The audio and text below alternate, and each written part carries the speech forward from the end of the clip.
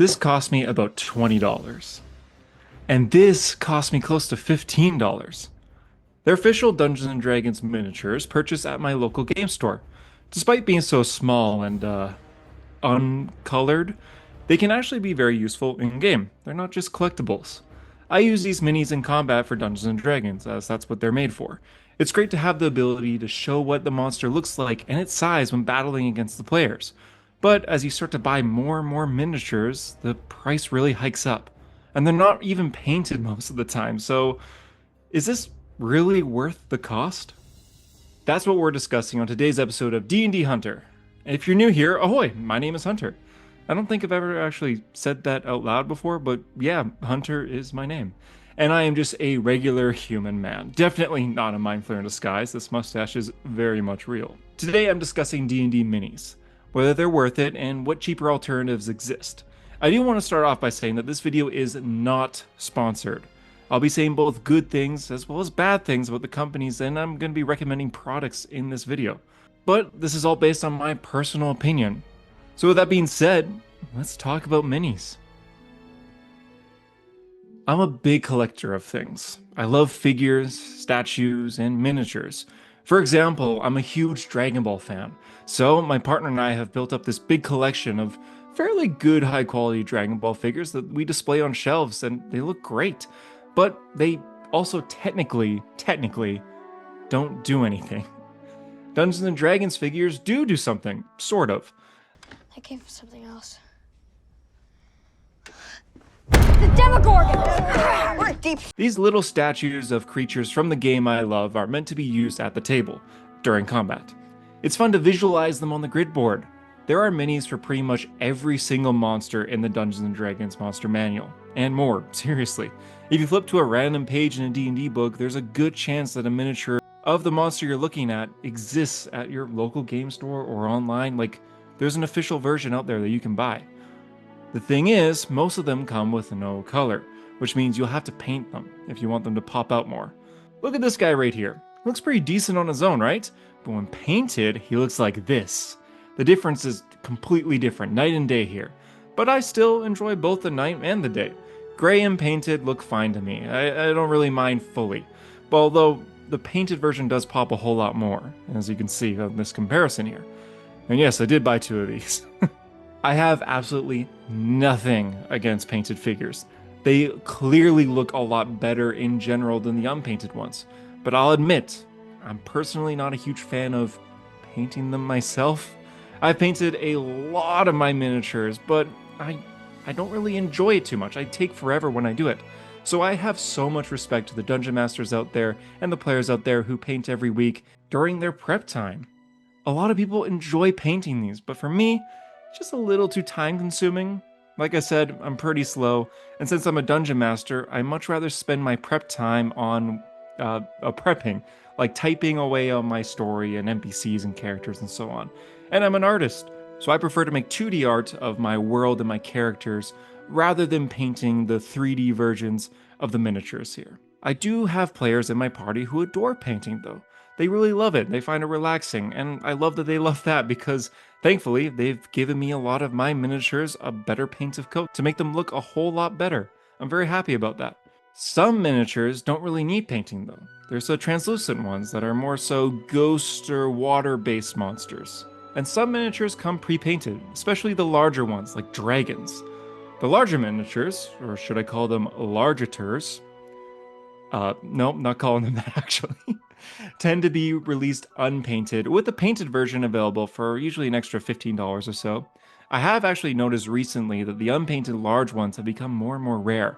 It seems that most people are just buying the painted versions, so they're the ones that tend to stock up the most on. In the end though, these guys usually range over $100. But I mean, like, they look pretty cool. There are multiple dragon miniatures, from Wormling to Ancient, and some even have variants, including Dracolich versions or updated 2024 designs. These are by far my favorite types of D&D figures to collect. I absolutely love how they look. They look really cool on display, not just for like in-game, but like on a shelf after the session's over, like a little display trophy. I actually have my dragons all lined up on a shelf, as you can see right here, and they They look cool, man. It's like I'm buying these not just for in-game, but just to have on display, like Goku here. There's just something hype about revealing a dragon to a party too. Putting it down and just having everyone gasp or yell or get excited over what they just witnessed. This was a moment I revealed to my party who were mining through a cavern when suddenly they found themselves face to face with a gemstone dragon. We can look? Yep. Oh my god! I had them close their eyes when I put the dragon on the table and revealed it to them so they all noticed at once as the sapphire dragon stood before them ready to fight. And just look at this miniature compared to the official art. I mean, like, come on, man. This is so cool to me. I just had to get it when it came out. Wizards also makes full-scale in-game items that you can see what they look like in real life, like the hand and eye of Vecna or the wand of Orcus. These are available to purchase. I personally don't own any of these, but I totally see the appeal of those who do purchase these types of items here. If you need more than one miniature, or a certain type, packages do exist as well that include multiple. But my goodness, for whatever reason, if you get a package, it's not often a good deal, in my opinion. They're expensive, like ridiculously so. These tiny little fairy dragons were going for $45 at my local game store, which is scary. Speaking of overpriced, let's talk about terrain. Something I dream of using more of, but holy crap, Lois, it is expensive. Even a small room setup can run you by over $30. If you want a full dungeon using official assets, you're looking to spend hundreds, maybe even thousands of dollars just to get a whole grid set up here. Big D&D channels like Critical Role are always talking about how great Dwarven Forge terrain is, and I absolutely agree. This looks amazing. But the price? It is wild to me how much this stuff goes for. It's why, despite buying a lot of monster and dragon minis, I still personally use a lot of regular markers on grid paper for my terrain. The only full D&D terrain pieces I've purchased here is this ship here, which was honestly worth it. It's more than just terrain. I've used it a lot for my campaign in general. Every time a ship is involved, this comes out. So for me, buying this official D&D ship is worth the cost, but I also got a deal for it, so, up to you if you think it's worth it for you. But dungeon tiles and tavern walls, I'm not too sure. They're so expensive to me. Are these things really worth the price? Is there another way? Well, there is another way. 3D printing has kind of become the answer to all your money problems. If you own a 3D printer, know somebody who owns a 3D printer, or have access to things like a library or university that has a 3D printer available to use, then you're basically set. Thousands upon thousands of 3D models are available specifically for Dungeons & Dragons, ready to print for your games for such a fraction of the price compared to buying them in game stores. 3D printing gets recommended everywhere online for terrain, boss battles, goblin armies, even player characters. It's kind of saved a lot of immersive combat experience for a lot of people as far as pricing goes. Some places even print and sell their designs for such a smaller price compared to Wizards of the Coast miniatures. Now, I've purchased terrain like this, all of this, for less than $100 at a local convention booth that was selling custom 3D printed terrain for Dungeons & Dragons. I also ordered this toad here on Etsy for my games. My campaign's biggest focus is on giant toads, so this was more of a need, not a want, but it was still very cheap to get. I know a lot of people make terrain out of like foam and paint, how they sort of carve their own dungeons or mountains or caverns and canyons.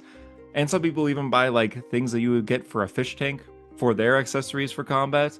Both are great options. Both are a lot cheaper options than buying official terrain. But I also understand that these sometimes aren't easy to make or aren't easy to come by.